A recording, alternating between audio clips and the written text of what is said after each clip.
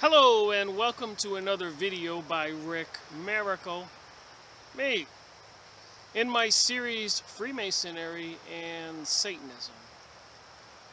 Continuation of the Encyclopaedia Judaica on the topic Kabbalah. The Encyclopaedia Judaica was first published in 1971. And I found out about it because of one of my commenters asked me if I'd have watched any of Harry Hubbard's videos. And so I must say thank you to that commenter, as well as many other commenters who suggest things. Then I go look into it, and it just adds to my collection of books and videos and websites and people to bring this, to bring out the truth, I guess. So this will be Series 105, Part 5. And while I was reading the Judaica Encyclopedia on the subject of the Kabbalah, I've been mentioning the Ashkenazis. Some people who say they're Jewish people. Apparently, the Khazar kingdom, hundreds of years ago, had a very unruly, barbaric people. And the king wanted to bring some religion into that kingdom. So he reviewed the Muslim religion, the Christian religion, and apparently found out about the Jewish religion, and that they were so-called the chosen people. So he wanted his people to be the chosen people. And this nation of Khazaria and surrounding areas, including Mongolia, Genghis Khan, who ravaged Europe and Asia viciously. So these people have a propensity for an unusual DNA, and of course not all of them. But if I can use an analogy, respectfully, the difference between a Labrador and a Rothschild's or a Doberman dog, Chow Chow, and maybe a poodle, is vastly different. Some of them have very nice, friendly mannerisms, and some of them are vicious. So different dogs. And I'm sure this has to do with horses and other animals. So I suspect people, the DNA from different areas, can have different characteristics. American Indians, native Mayans in Central South America, Peruvians, Australians, the Aborigines. So there could be some, I say, more unfriendly peoples, and there could be other peoples that are more friendly. So with that said, and I keep mentioning the Ashkenazis, got to get warmed up on this video. And even in the Bible, the Christian Bible, the last book, Revelation, says, I know who you are, Jews who call yourself Jews but are not. And so who are these Jews mentioned in the Bibles that are not really Hebrews? Would it be this Khazarian nation? So I thought I'd come up with a little bit of more verifiable references so that maybe we could have a more clearer picture of what we're talking about. So I happen to have this book. Arthur Koestler, The 13th Tribe. Notice the six-pointed star, which is on the flag of Israel. And after I go over this little book for a few minutes, we'll get into the Encyclopaedia Judaica on the Kabbalah, and the two combined together should answer some questions. Let me read what it says on this star. This book traces the history of the ancient Khazar Empire a major but almost forgotten power in the Eastern Europe, which in the Dark Ages became converted to Judaism. Khazaria was finally wiped out by the forces of Genghis Khan. So the Mongolians' Genghis Khan forces supposedly wiped out the Khazarians. But evidence indicates that the Khazars themselves migrated to Poland and formed the cradle of Western Jewry. So I was looking inside this book, and on page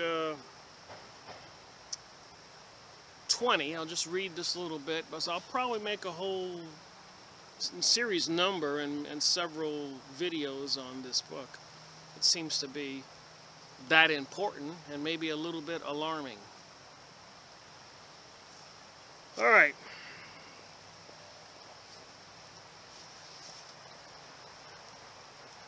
After a century of warfare, page 19, the bottom, the Arab writer obviously had no great sympathy for the Khazars, nor had the Georgian or Armenian scribes, whose countries of a much older culture had been repeatedly devastated by Khazar horsemen.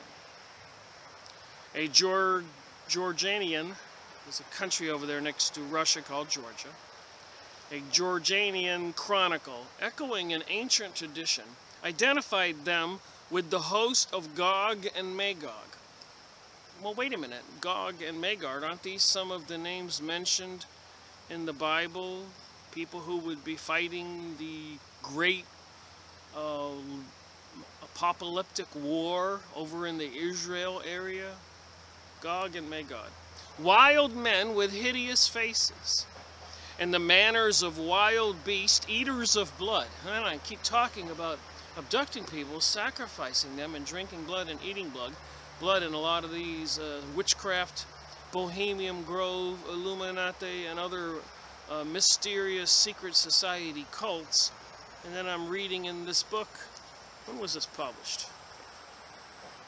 It's funny when you research stuff, you just keep coming across stuff. Oh my God, what does this mean?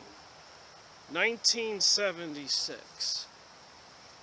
So it just makes me wonder who's in charge of our world right now, secret societies, and who are these secret societies, organizations like the Freemasons, and of course not all Freemasons, Rosicrucian, of course not all Rosicrucian, witchcraft organizations, I suppose, although I find it difficult to believe, there could be nice witches, and then of course you got shamans and the Illuminati and the Zionists and all these secret organizations who make their members swear under threat of death not to divulge the rest of their secrets or goings on, what they're doing with the rest of us, or they'll be killed.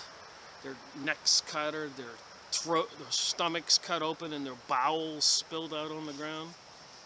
You know, are they having human sacrifices? Are they having perverted, vicious sex with children and people for some kind of satanic ritual to open up portals to communicate with other demons, like Rabbi Marvin Antelman wrote about in his 2 volumes, Volume 1, Volume 2, to eliminate the opate, your belief in God, your desire to pray and find comfort in God. They want to eliminate that. And when I continue reading on this page, it might make a little sense. If the spiritual world does exist, which I believe it does, we're all spiritual beings in these biological bodies, they don't want you talking to God and praying for that miraculous power that can change your life and do good for you. And they perform sacrifices or perverted sexual activities like Aleister Crowley wrote about, and many others, Rabbi Marvin Antelman in his books, about the Frankists and the Sabbatins, who believed if you can't be good, you may as well be really bad. And the more horrific and defiant activity you do to God, like orgies and having sex with somebody else's wife in front of the husband, apparently it pleased these evil entities and beings. And I know what you're thinking. You're, Rick, this is crazy. Well, when I start reading the continuing reading the Judaica Encyclopedia, I'll let you decide if it's crazy. So, wild men with hideous faces.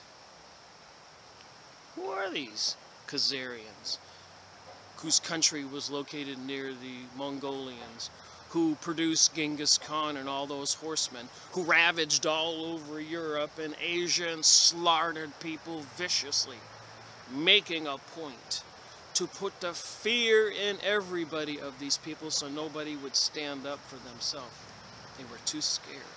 What was the intention of the vicious murdering?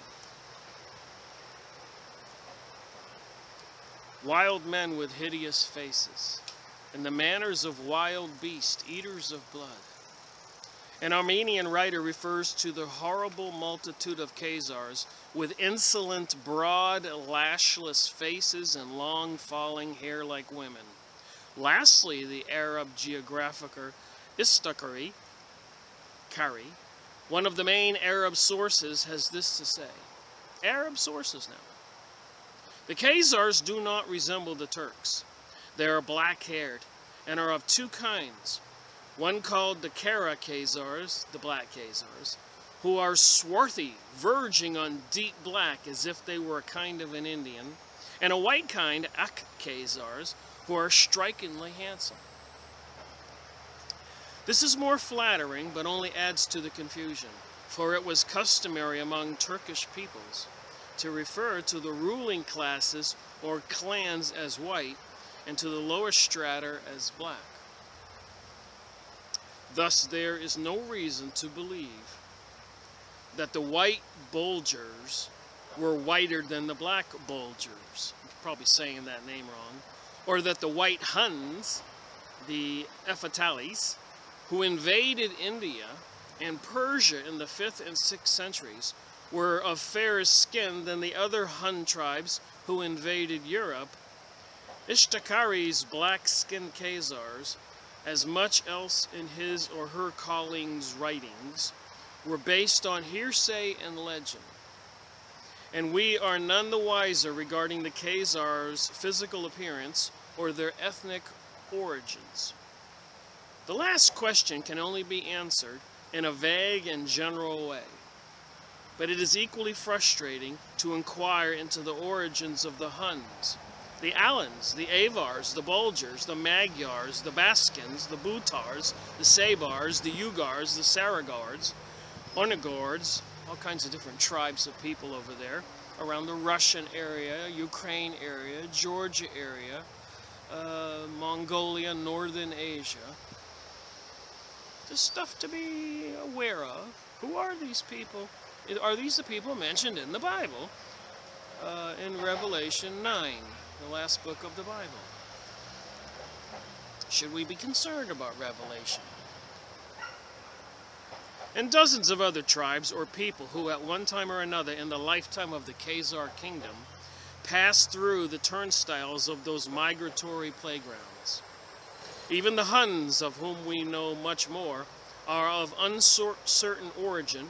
Their name is apparently derived from the Chinese Hung Mu, which designates warlike nomads in general, while other nations applied the name Hun in a similarly indiscriminate way to nomadic hordes of all kinds, including the White Huns mentioned above, the Sebars, Magyars, and Khazars.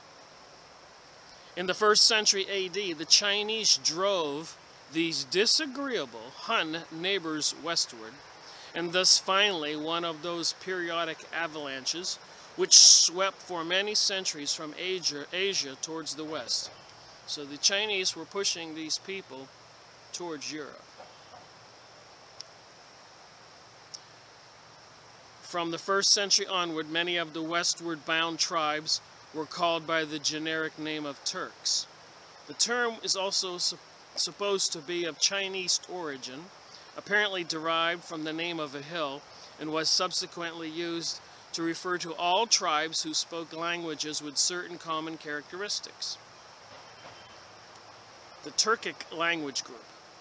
Thus the term Turk, in a sense in which it was used by medieval writers, and often by modern ethnologists, referred primarily to language and not a race. In this sense, the Huns and Khazars were Turkic people. The Khazars' language was supposedly a Calvish dialect of Turkish and still survives in the autonomous Chavist Soviet Republic between the Volga and the Sura. So there's just a little bit. I could probably go into a lot more, and I have to read this book. But I just thought I would show that when I talk about the Jewish Anunnaki, the people who are apparently from Khazaria, come from a bloodline that's kind of interesting, to say the least. And they predominate the Israel we have today, which means this book I'm going over, the Encyclopaedia Judaica, this one particular volume, about the Kabbalah and the goings-on, the information in this book was probably controlled by the Ashkenazis, and that's what it says when I start reading it. And they apparently have treat the real Hebrews, the Shepherdetic, poorly, like second-class citizens, like slaves. And so that's what Israel, and who Israel is today. And these are the people, to me, when I read this Encyclopaedia Judaica, we will find out that are the organizers and controllers and enforcers of these secret societies, the many thousands of them all over the world, who control the banks, money systems, the bloodlines of the Illuminati. Are these Khazars the bloodlines of the Illuminati? And instead of being into Christianity or Buddhism and the Hindu religion or Islam, do they have a religion of the serpent? Are they into witchcraft, which they like to call mysticism, and sorcery, and the Kabbalah, and Gnostic teachings, the teachings of knowledge, secret teachings of knowledge to only selected individuals, called esotericism. So esoteric.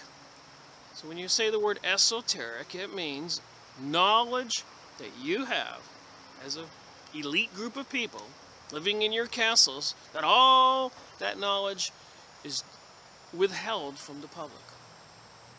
For thousands of years. Wars were fought, people were slaughtered, and who knows what else went on in those castles, in those dungeons, and perverted people, what they did to children, men and women. What are they doing today? In the Bohemian Grove. Alex Jones snuck in there and took a video. Arizona Wilder with David Icke, look it up on YouTube, talks about being raised as a small girl in the Illuminati to be a female sex slave, where she witnessed other victims being sacrificed and abused, tortured. And then, of course, we have witchcraft, where apparently if you go on the internet and look up witchcraft holidays and other things, you'll come across some stuff you don't, preferably, I don't think you'll be happy that you have seen. You prefer not to have seen it. You'll try to get the images out of your mind. So apparently this serpent type, cult religion, interfacing, intercommunicating with different firmaments, different dimensions, and other dimension other than this terrestrial dimension. These beings exist, and some of them are quite evil and vicious. And these people use these entities like King Solomon did with his magic ring, and now they're trying to rebuild King Solomon's third temple as prophesied. But he was used that six-pointed star, you know, that would be the different kind of magical shapes, geometry, and words and vowels, consonants, vibrations, to call forth these beings and beasts with incantations, to give them power, whether it's to kill somebody or to gain something.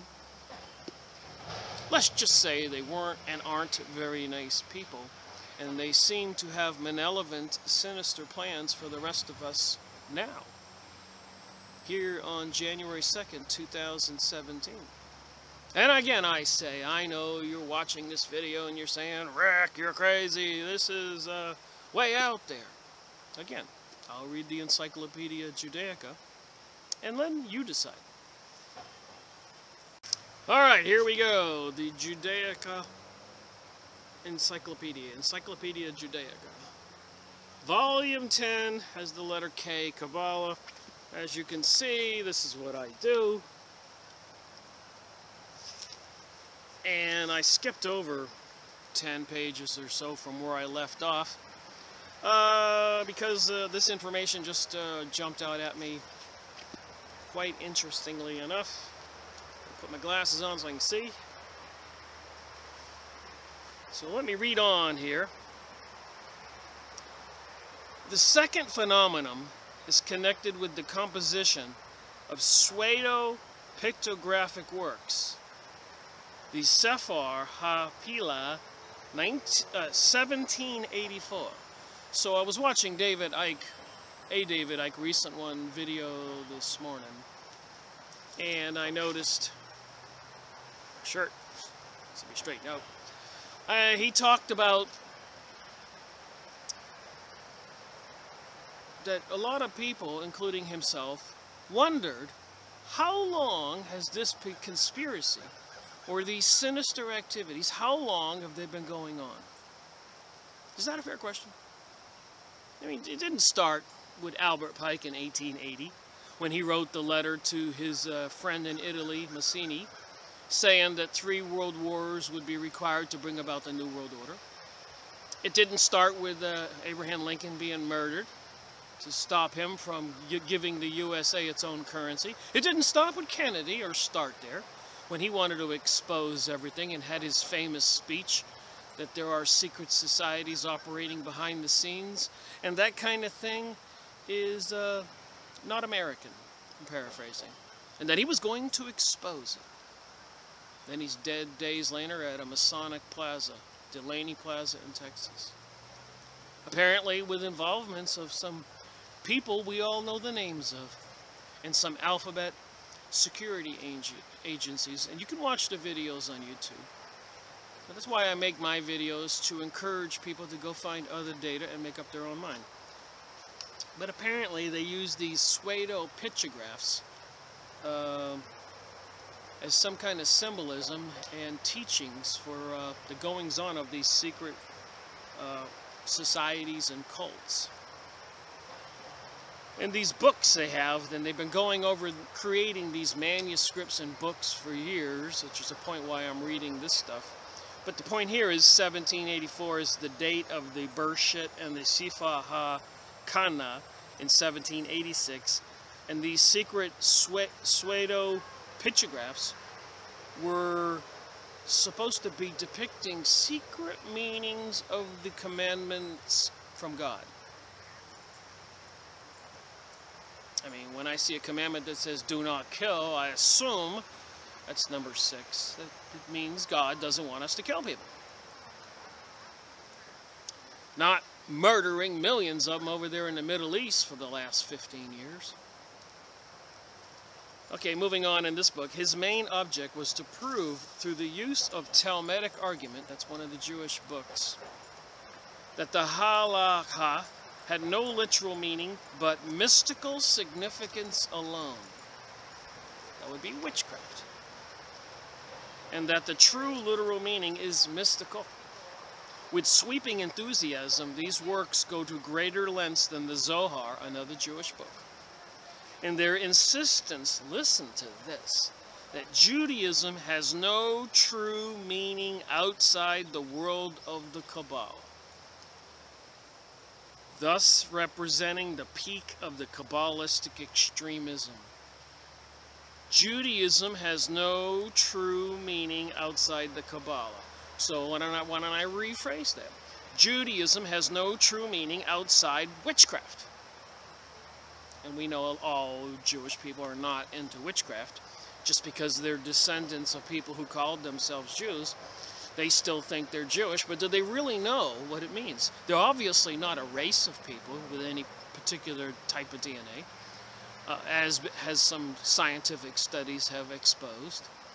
So they could be a mixture of the Shepherdetic and the Khazarians, which would be 2 different DNAs, by the way. And this is all interesting. And other people who adopted the religion. But so they're not a race, and obviously they're not a religion per se, Christianity, Islamic. So the only other choice would be a cult. They belong to a cult, a witchcraft cult, or one type. And of course, not all Jewish people. A lot of Jewish men and women have risked their lives and written books and had speeches, and I've gone over those in my previous videos. And if you go on Yahoo image site and put in Zionism, you will see who these people are and the books that were written, trying to expose these people that are into, apparently, the dark side. Clearly, in such a case, there is no room for a philosophical approach. The anti-philosophical line was continued in the works of Shem Tov, who wrote 2 systematic books on the Kabbalah around 1400. So you see how far back this goes? You got people into witchcraft, the Kabbalah, mysticism, and it said it in this book. In the last video I did, they called it sorcery. They were accused of sorcery. And it also said in this book I went over in the last video that they did not exclusively provide services to other Jewish people. Anybody who could pay them, they could provide their witchcraft services. Reminds me of the White Witch, the Good Witch, or the Black Witch, the Bad Witch. Wizard of Oz. His Sefer Emuet, his 1556, I'm paying attention to the dates here, demonstrates how completely the Zohar, another Jewish book, had become completely accepted a century after its appearance as a central work of the Kabbalah. So the Jewish book Zohar is a central work of the Kabbalah, and the Kabbalah is mysticism. Mysticism is witchcraft, which they called back then sorcery. And apparently the people who were into this Kabbalah were at one time even expelled from Spain. And apparently over the last 2,000 years, if you go on YouTube and look this up, people have documented these people being expelled from 92 different countries in the past 2,000 years. So I suspect, just like the Inquisition, when they were burning people at the stake or beheading people, and the Salem witchcraft event where they were just killing witches, burning them at the stake, beheading them. Apparently, when people get into this witchcraft stuff for their own selfish purposes, and they communicate with demonic beings, with abducting people's sacrifices or children and sex and torture and all this, I suppose it would irritate the peoples at that time to run them out of town with pitchforks. Or like over there in Europe, they had to wear special badges to identify themselves. They weren't allowed to own property. And you might ask, why? And then I start reading this, and maybe we'll know why. And we have read that about the Khazars, so we know who the Akhenazis are versus the Shepherditic Hebrew original Jews. Get it? Shepherditic. This word shepherd, they were Hebrews. The Akhenazis, which interestingly enough is associated with the German Nazis. Coincidence? Akhenazis? Nazis? Are these the bloodlines of the Illuminati, the Rothschilds and Rockefellers and all these other names in Fritz Springmeier's book, The Bloodlines of the Illuminati? And you can find names in there that are on name brands of cereals. So these people can put whatever they want to in our food and our cereal. And a lot of people are aware of that these days with the genetically modified foods and fluoride and chemicals in our food and our water and everything. Concerning, I think. In this work, the anti-philosophical tendency, which was perhaps influenced by contemporary events and by the persecution of 1391. So there were persecutions of these Kabbalists in 1391. 600 plus years ago? So this has been going on quite a while. This New Age and New World Order and the attempted destruction of Christianity and the discrediting of Jesus and all that is very real, and these people have a purpose. Is expressed quite clearly. There is no longer any room for compromise between mysticism and the demands for real rationalistic thought. there is no longer any room for compromise between mysticism and demands for rationalistic thought. And I know a lot of people out there watching this video or seeing what's going on in the world with this insane election we just had between Trump and all the crazy things he was saying, and Hillary and all the crazy things she was saying and did. And even with these accusations of pedophilia and all these other related topics that are in the news these days that are just completely disgusting. How do these people get in power? How do they stay in power? They own the media and the news and the movies and all that. So I guess they think they can just deny everything and use propaganda and make people believe that it's not true. But let me continue reading here. See what is true. In contrast with the clear direction followed by the pseudo-pictographic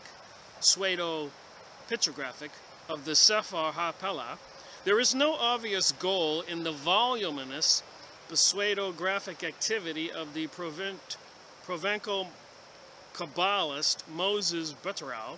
He wrote a large number of books around 1400, including a long commentary on the Sefer Yetzirah, filling them with the fabricated quotations from the works of Kabbalists and others, both historic and imaginary figures.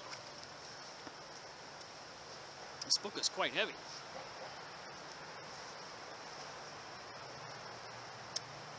While the author of the Sefer HaPelah, I'm saying these names wrong, I'm sure, and the Sefer HaKaha, this is page 539, FYI, put forward the Kabbalah as the only interpretation which could save Judaism from deteriorating and disintegrating.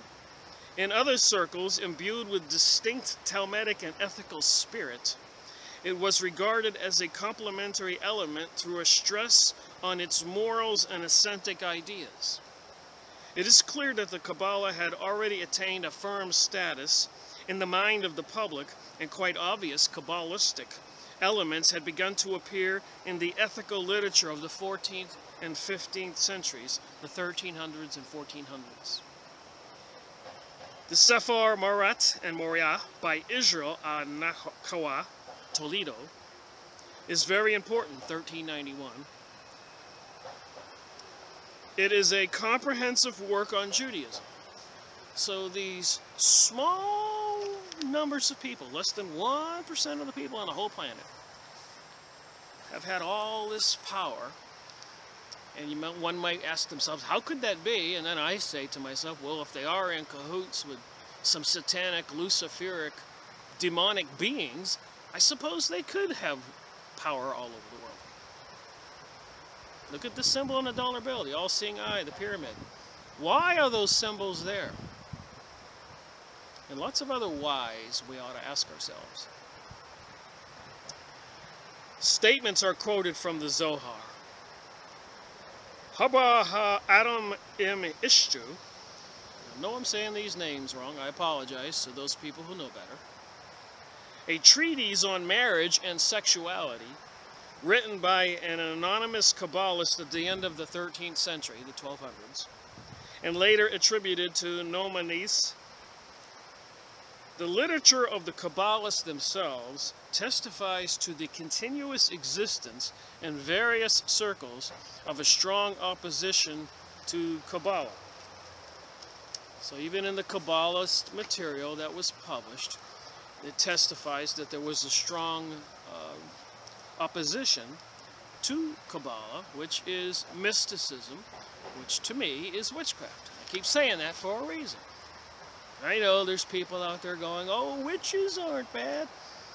Well, I can only say that probably a coven contains 13 witches, and they do perform satanic rituals on the solstices and other events, celestial cosmology, equinoxes. So when the sun goes all the way to the left or to the right or exactly in the middle, going left or going right like my head, equinoxes, they have to do these satanic rituals. And the ultimate satanic ritual is sacrificing a human. So I guess if they want to get their points and grow degrees in these fields and becoming a leading witch, maybe you have to have participated in a sacrifice of a human being. And much more insane stuff that I would recommend to most people to not look into. You won't like what you find. Once you get it in your head, you can't get it out of your head. Even with the expansion of the Kabbalah's influence to much wider circles, these voices were not silenced, particularly not in Italy. So there was opposition in Italy to these Kabbalist witchcraft. In Spain, Kabbalistic creativity diminished considerably in the 15th century, during the 1400s. So again, we can say for the last 600 years we've had these secret forces into witchcraft, Kabbalah, and other names. And now we can say that maybe these people are part of the Illuminati, the Zionists who want to create the one world order and the New Age one world religion. For me, I don't know about you, but a whole world connected is about the worst idea imaginable. Let's say you connect the whole world to one electric grid and the grid goes down, the whole world goes down. And if you have millions of small grids, local little power plants, whether it's water or wind or coal or whatever, and 1 or 2 or 20 or 30 goes down, there's still millions still up, which can provide food and water for the rest of us. So these people into the New Age and the New World Order, touting the propaganda of sustainability, which is all fabricated, and diversity and equal justice, they're lying and deceiving. They're in control. We've seen what they've done. The Agenda 21, the Agenda 2030, and all this stuff going green is all a false flag. Fake threats in order for them to manipulate the world into one organization that they could control. And it won't be good if they get in control. The people outside of this aristocratic hierarchy of dictators will never let anybody like me or other people watch this video, or their children or children's children or children's children rise up and do what their God-given abilities give them the right to do. They'll be enslaved. I think I'm making my point. All right, moving on. In 1482, Joseph Al-Castial from Jativa wrote response to 18 questions on various Kabbalistic subjects, which had been addressed to him by Judah Hyatt, and in them he adopts a very independent approach. Again, I'm just pointing out this goes back as far as 1482, and there are all these different Kabbalistic wizards or witchcraft, or whatever you want to call them, magicians, were out there starting schools and teaching other selected individuals esotericism. Get my speech right. The esoteric means only teaching this knowledge to selected people, the initiates who become illuminated. Many Kabbalists had crossed to Italy even before the expulsion from Spain. So it says on page 539 that the Kabbalists, the people in the witchcraft, generally these Jewish people, were expelled from Spain. Isaac Hayam, who wrote in 1491, en route for Israel, 2 long letters on problems concerning the beginning of emanation. Remember Henry Ford in my books, which I'll be releasing, the rest of those that I haven't released, was his books, the title, The Dearborn Independent, the title on the cover was always The Jewish Problem. So that was in 1918, 1920, 22. And here we got the same problems going back to 1491, documented in the Jewish Encyclopedia. Alright, the book Oham Moed, Cambridge, was written by an unknown Kabbalist before 1500 in Italy, or even still in Spain, in order to defend the Kabbalah against its detractors. So back then, these people into witchcraft of the Kabbalah had detractors. Well, I would think so if they were doing these sinister satanic rituals and using these witchcraft powers charging money to do favors for people. So what do you think they did? Mind control, love potions, killing people. How do you get rich and famous? Like all the people in Hollywood who testified they're into the Illuminati. Makes one wonder. All right, moving on down by the river here. Standing on a hill slightly tilted here. All right, the activity of the migrants strengthened the Kabbalah, which acquired many adherents in Italy and in the 15th century. Reuben Zarfati interpreted the theory of the Sephirot. So we're going to get into the Sephirot. So they were trying to always recruit people. They had started schools, just like today with the people into yoga and meditation and all that, which is mentioned in this Kabbalah material, by the way. Looks like there is a huge propaganda, mind control thing going on in the world right now, trying to create anti-feelings for Christianity and Jesus, and have promoting the gay agenda, transgender, pansexual, and people accepting the fact they have to kill all the Arabs and probably enslave all the people they're going to call useless people here in the United States because they're not working or don't have any money. This new world order, new age, doesn't seem like it's going to be very good, and when people wake up, there'll be riots in the streets, and I think it's all planned to get the have-nots trying to kill the haves, and the haves trying to defend themselves and kill the have-nots, while these Kabbalist people, these Zionist, Illuminati, and all these other Masonic types in the secret societies that President Kennedy wanted to expose, they'll be the puppet masters laughing all the way to the bank, dragging little children into little rooms to do horrible things to them. I'm not making that up. Just go look on the YouTube and what's going on, the accusations. Pizzagate and pedophilia and child abduction rings and so much more. Arizona Wilder and many other people who have come forth and testified, whistleblowers. We have some elitist people controlling our world, and they are not very nice people. They're, I guess the word is evil, satanic. What a world this could be. Look behind me. This is the French Broad River here in down by the river in Asheville, one of the parks here. But if you fly in a plane, and I've driven all over the country and flown Central America and stuff like that, all over the U.S., we have tons of real estate and land and waterways and all over the world.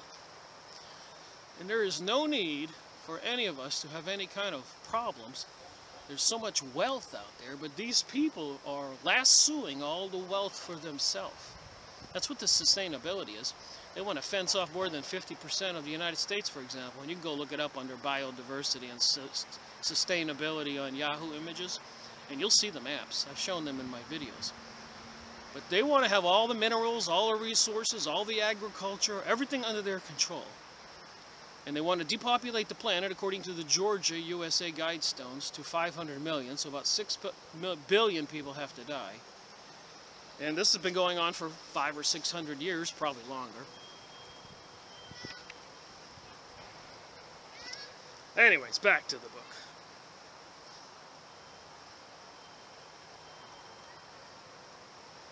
He also composed an unnamed work on the Kabbalah, Paris. Only the introduction, sorry about this heavy book, I gotta look down, of his commentary to the Song of Songs had been published in 1790. Judah Jinhal Misra Leon of Mantua opposed the tendencies of the later Kabbalists and defended the view that Kabbalistic principles agreed with Platonic ideas. So what were Plato's ideas? Well, Plato believed in a society controlled by aristocrats. FYI. So they do want to be our kings and queens and gods, and they want us on our knees. Or dead. Just saying what I'm thinking. what I've been studying, what I'm seeing going on in the world today. The siege right now on Damascus in Syria is relentless. How many years have they been over there killing those people in Syria? After they finished with Iraq and Afghanistan and Egypt, Tunisia, even the Ukraine, when Russia wouldn't comply, they had to take that down. And so many more countries. And bringing World War I, World War II, intentionally about deceiving we the people. The war between the North and the South of the United States was part of their program. How much wealth did they confiscate when they destroyed all those plantations and properties in the South? Who got all that property? Time and time again since they conspired in 1913 with Woodrow Wilson to create the Federal Reserve, crashing the economic system 8-9 times. So they get wealthy this way. I know, I go on and on. I just would like it if people would wake up. Go do your own homework. I'm just trying to assist. This is what my reading and study is showing me.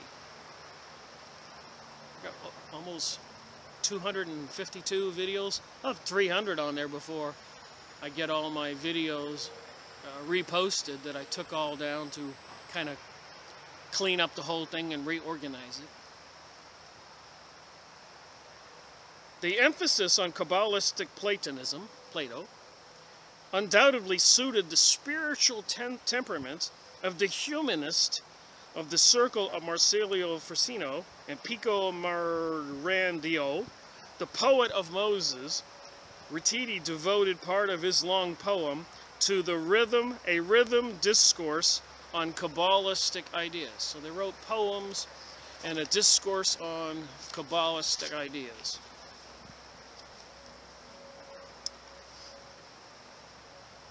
This emphasis on Kabbalism, Platoism, undoubtedly suited the spiritual temperament. I just read that. Here we go. This is an interesting highlighted thing here. The Kabbalah, after the expulsion from Spain and the new center in Safed. So if you don't think, you don't wonder, who were these Kabbalists who were expelled from Spain? Here, I'll show you.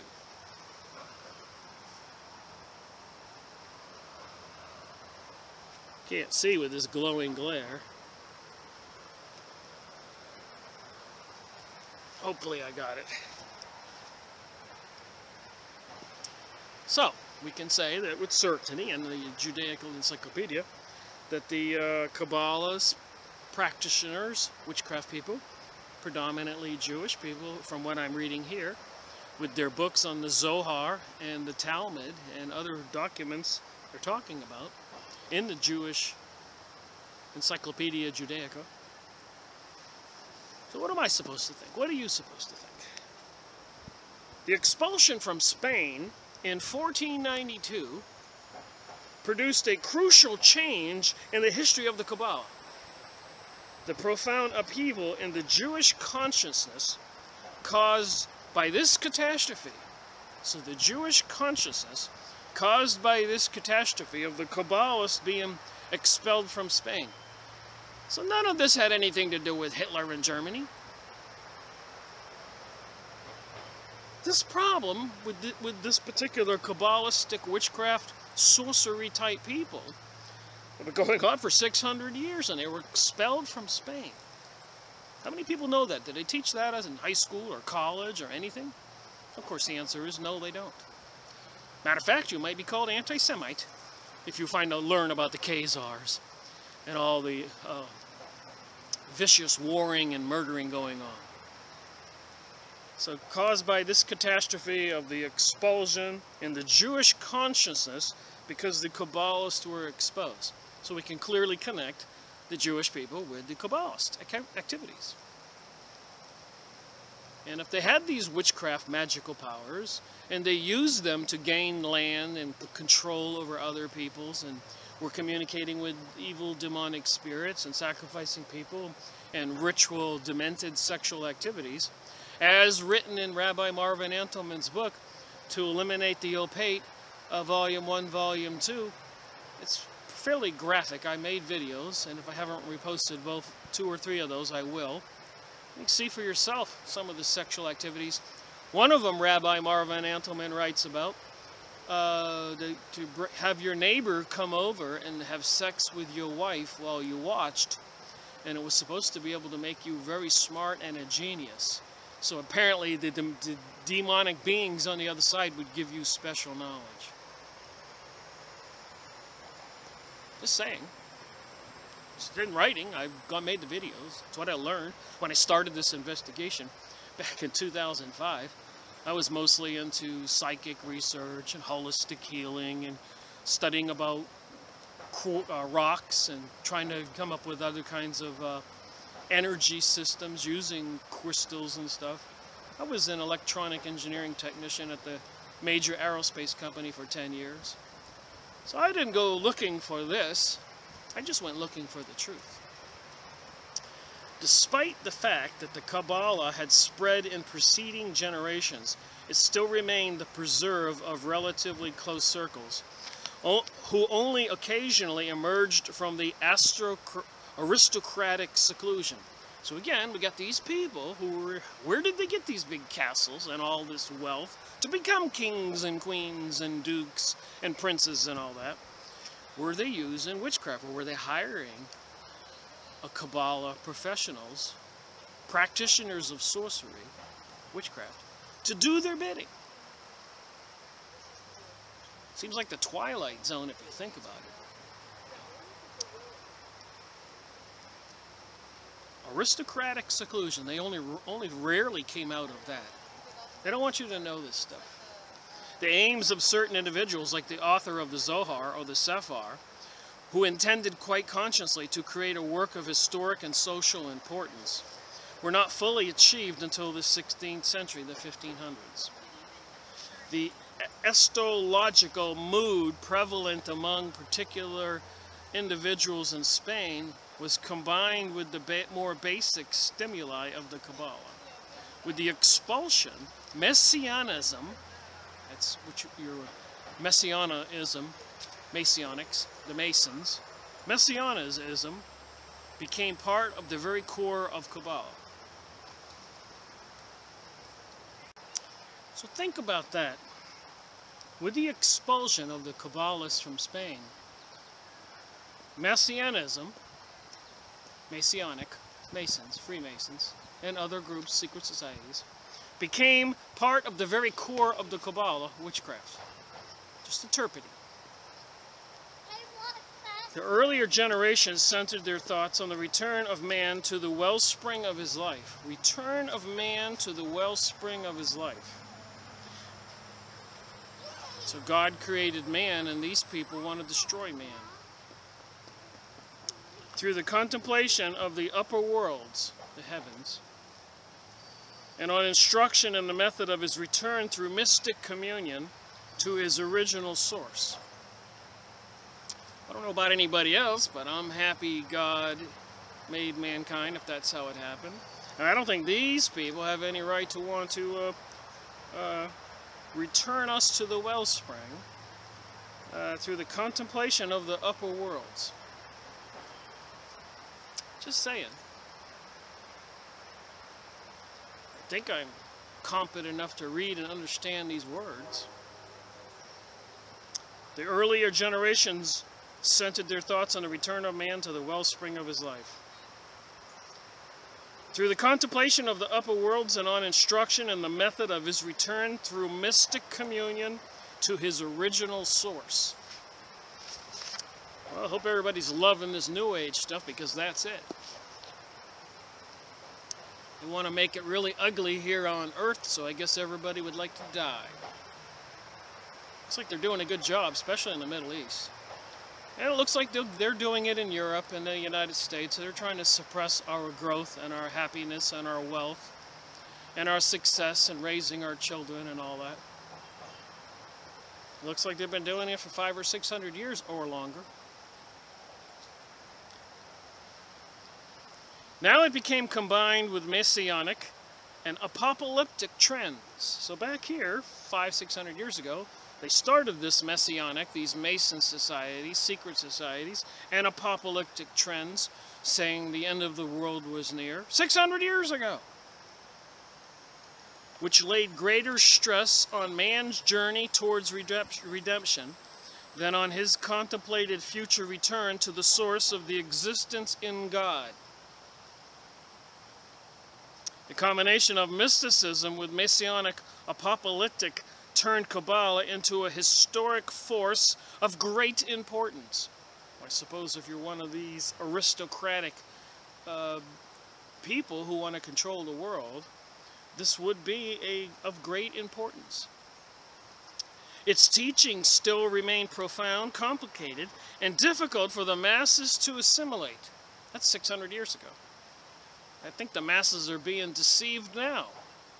But its aims lent themselves easily to polarization, popularization, and many Kabbalists sought to extend its influence throughout the general community. So back then they wanted to expand their influence throughout the general community, and with all this propaganda we all see these days, they're still doing that same thing. The Kabbalah penetrated many areas of popular faith, custom, and overcoming the unceasing opposition of some individuals. So they want to overcome the unceasing opposition of some individuals 500 and 600 years ago.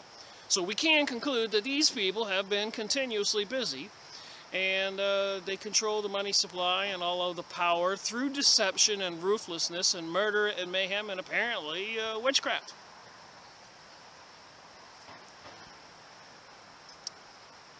It should be noted that the highly original development of the Kabbalah after the expulsion did not start in Italy, although that country was the center of flourishing Jewish culture.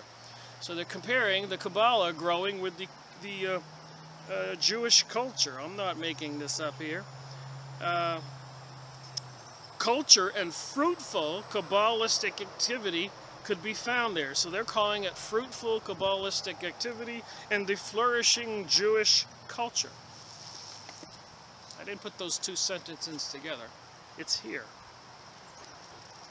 I suppose it's okay for those people to go ahead and have great writings and great thought and great study. But any of us other people who want to study and maybe come up with some truth, we would be called maybe anti-Semite or anti-New Age, or the other terms they use,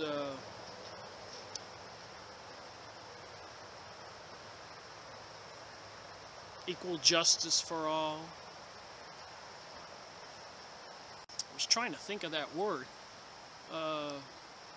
Liberty. Progressivist. Being progressive. So I suppose when they talk about being progressive and creating liberty and justice for all, think about it. It's progressive so people will accept the Kabbalah and mysticism, and liberty for it to be expand and be accepted. This is the communist teachings, by the way, and the aristocratic elites will rule the rest of us. And do you think they'll be nice to the rest of us? Let's say somebody doesn't want to get up and go to work. Or will there be severe punishments?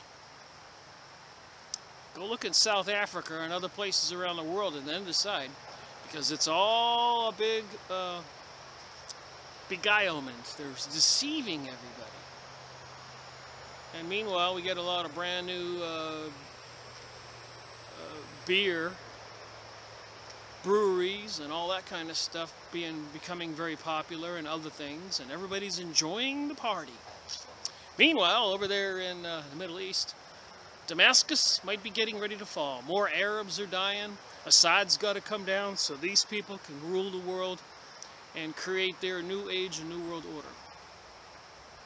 Just summing it up there.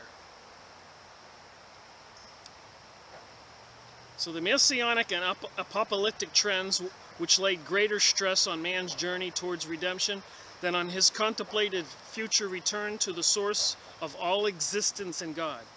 This combination of mysticism with Messianic apocalyptic turned Kabbalah into a historic force of great importance. So I guess it was important to say that twice. Its teachings still remain profound, complicated, and difficult for the masses to assimilate. But its aims lent themselves easily to popularization, and many Kabbalists sought to extend its influence through the general community. The Kabbalah penetrated many areas of popular faith, custom, and overcoming the unceasing opposition of some individuals. It should be noted that the highly original development of Kabbalah after the expulsion did not start in Italy, although the country was the center of a flourishing Jewish culture and fruitful Kabbalistic activity could be found there.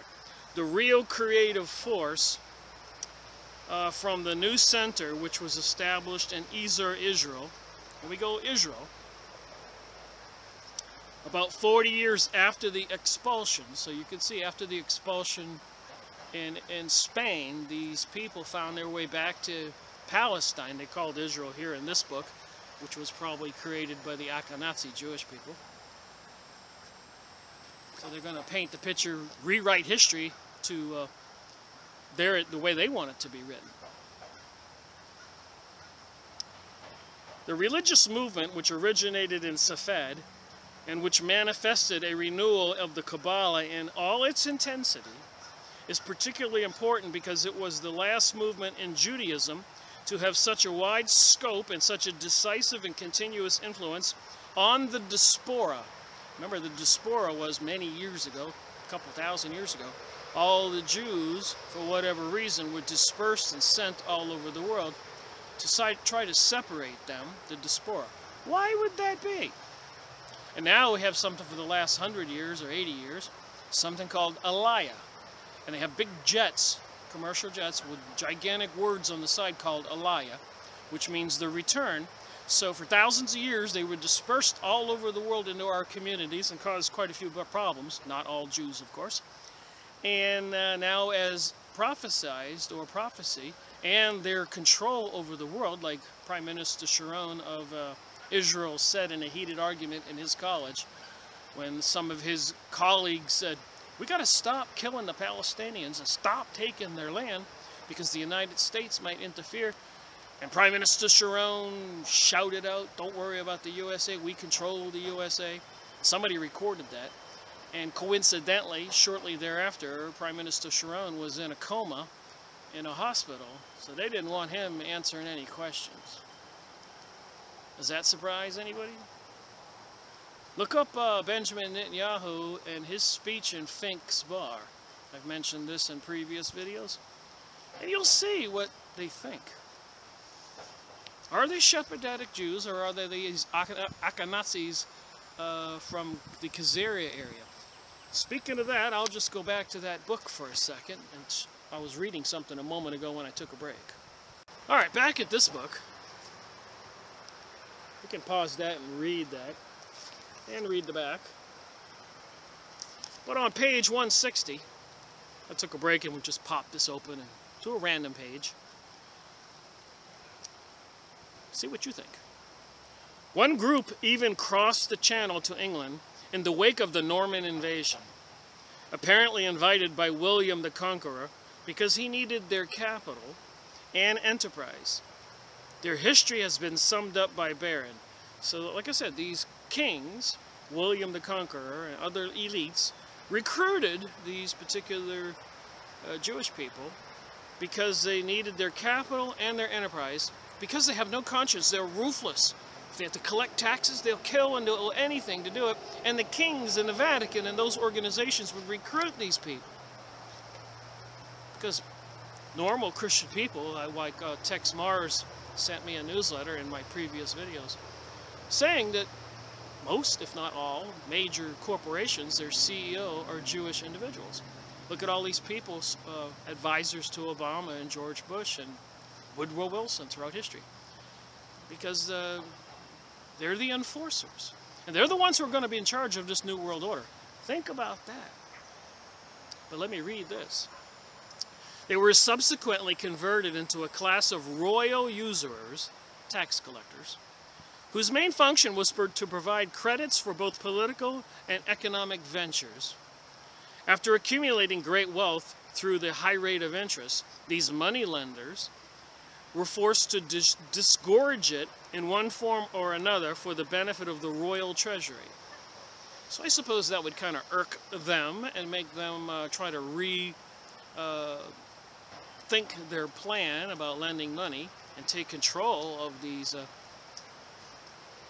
political leadership positions.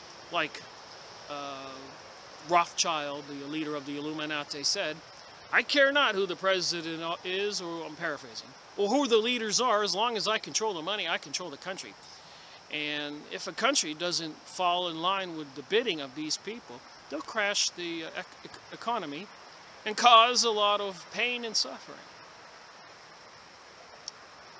The prolonged well-being of many Jewish families, that's what it says here on page 160, the splendor of their residence and attire, and their influence on public affairs blinded even experienced observers to the deep dangers lurking from the growing resentment of debtors of all classes, and the royal exclusive dependence of Jews on the protection of their royal masters. Rumblings of discontent, culminating in violent outbreaks in 1189 and 1190. Wow, that's going back 1,000 years almost. Presaged the final tragedy, the expulsion in 1290. So this is an expulsion of Jews in England?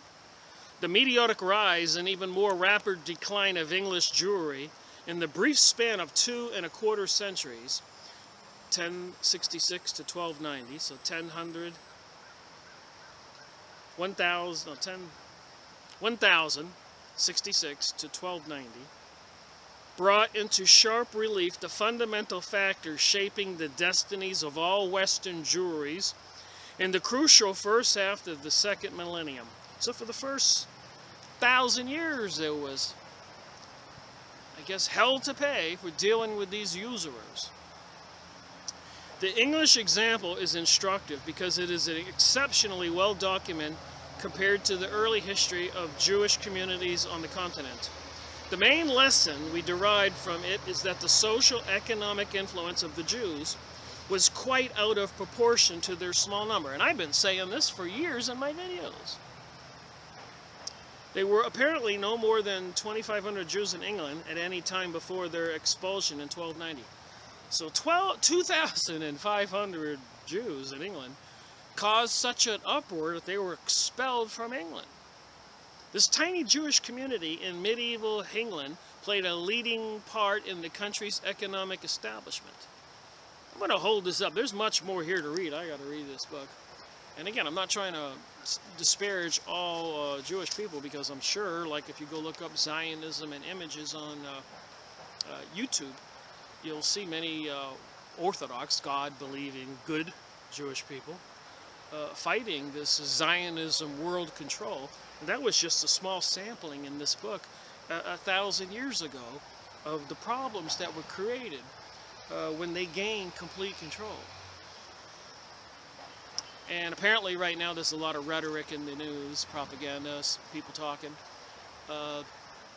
trying to create more fear, and you know, what kind of false flag will they bring about so that they can get everybody to be afraid of an economic collapse, or worried about eating or sleeping and drinking water, their safety, terrorism. What will they do to get everybody to fall in line? What? All right, let me read on from the Judaica Encyclopedia. An encyclopedia set first published in 1971, and it was great debate. A lot of people probably didn't want this information made available to the public, and probably back then, you know, just a general person on the street couldn't probably buy this stuff. But with to the internet today and used book sites and families dying and these estates get sold to used bookstores, you can get your hands on these different kinds of books I've been going over. But let me continue reading. Is particularly important because it was in all its intensity, is particularly important because it was the last movement of Judaism to have such wide scope and such a decisive, continuous influence on the diaspora, the Jews all over the world, as a whole, and in both Europe, Asia, and North Africa. So no matter where you are, if you're a Jewish person, you're considered a Jew and a citizen of Israel if you go there and step on the ground. What other nation or group of people has this kind of agreement or laws? This influence was maintained even after the breakup of the Sabbatean movement. The breakup of the Sabbatean movement, that would have been what Rabbi Marvin Antelman talked about, those evil Jews who thought having insane sex, orgies, and whatever else would find you favor, whatever their divine being would be.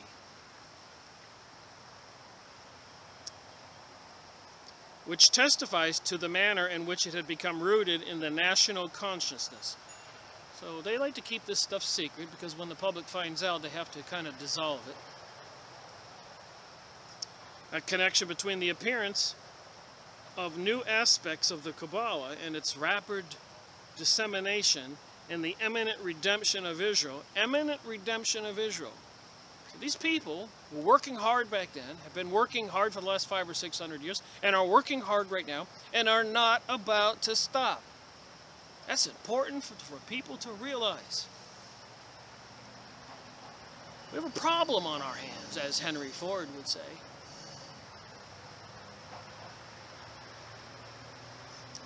A connection between the appearance of new aspects of the Kabbalah and its rapid dissemination and imminent redemption of Israel has already been established by a few of the Spanish Kabbalists, like Al-Bufa, the author of Rama Meninia, and the author of the Sefer Halapia, but it is only after the expulsion that this became a dynamic and all-embracing force.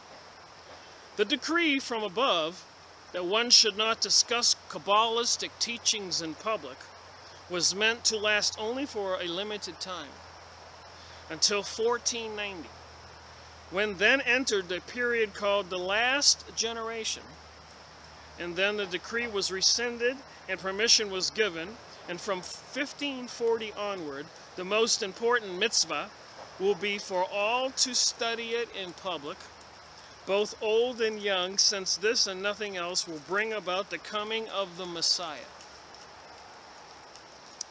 So, for all the problems these usurers, these Kabbalistic peoples had, and all these thousands of years, they're expecting some Messiah to come. And if you read the Protocols of Zion, or the Report from Iron Mountain, or Rabbi Marvin Antelman's To Eliminate the Opate, and so many other books, Henry Ford's books, The Dearborn Independent, you can find these books online, or my videos on YouTube. Who is their Messiah then? Is there some God out there that loves them but doesn't love the rest of us? And, is it really true that we're goy and goyim, cattle without souls who don't deserve to live? You don't have to believe me. You can look this up and find plenty of it out there. I want to just finish this page and finish this video. Gabini, in his exhaustive presentation in Aviat HaKodesh, which was perhaps the first account of the Kabbalistic speculation before the resurgence of the Kabbalah in Safed, there was intensive activity along traditional lines in Italy and Turkey in particular.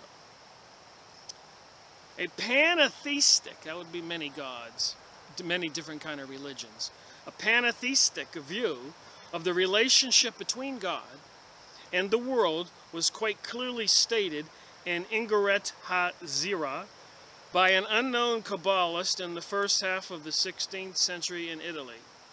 So this has everything to do with so-called God and religion, and maybe we can see why they want to destroy Christianity and discredit or eliminate Jesus from the consciousness of man. So if they want to eliminate it, and they're not very nice people, that means we want to do the opposite of what they want us to do. And we need to embrace Christianity, God, Jesus, whatever your religion would be, and not go along with these Kabbalists, which I call sorcery, mysticism, and witchcraft. Pretty simple, in my opinion. An important center was formed in Salonka, Then in Turkey, among the leaders, there were Joseph Talteskak, and I'm just stabbing at these names. I'm sure I'm getting them wrong. Apparently the author of a large book of Revelations, which he had composed in the last decade before the expulsion from Spain, Shefa Mazvish, in which the speaker is God himself. So they're getting these revelations from God himself. They go into meditative state and speak to these beings who they think is God himself. Oh my. The Kabbalist philosopher David Judah Messiah left Italy to work in Salonika, but his book, Magen David, that's that six-pointed star, on the philosophical principles of Kabbalah, was apparently written in Mantua. This work influenced several later Kabbalists, including Meir Gababi and Moses Cordova. We also know of considerable Kabbalist activity in Morocco. Joseph Alashka wrote most of his book in Tel Sem, Jerusalem, 1529, and several other books on the Catalogue des Handschriften.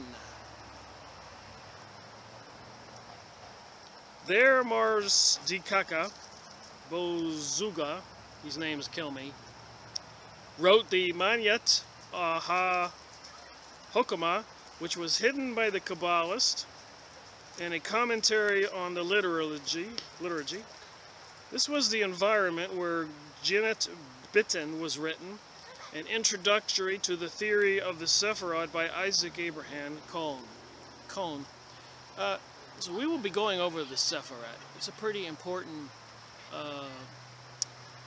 graphics. The tree of life is all kinds of different ones. Look like labyrinths and the circles and the squares. Similar maybe to a lot of the crop circles. So one more paragraph. The most important book produced by the Moroccan Kabbalist in this period was Kentum Paz by Simon Libi or Fez, the only commentary on the Zohar that was not written under the influence of the new Kabbalah of Sephad.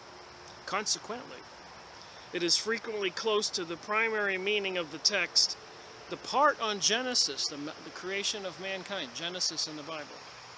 The part on Genesis was printed in 1795. Several Kabbalists were working in Jerusalem and Damascus. Remember, Damascus is under siege right now. So you don't think all this stuff is connected? Better wake up. It is connected. There is a plan that they have planned to unfold, and involves all of us. Nobody's going to escape. Apparently, they don't want everybody to be alive.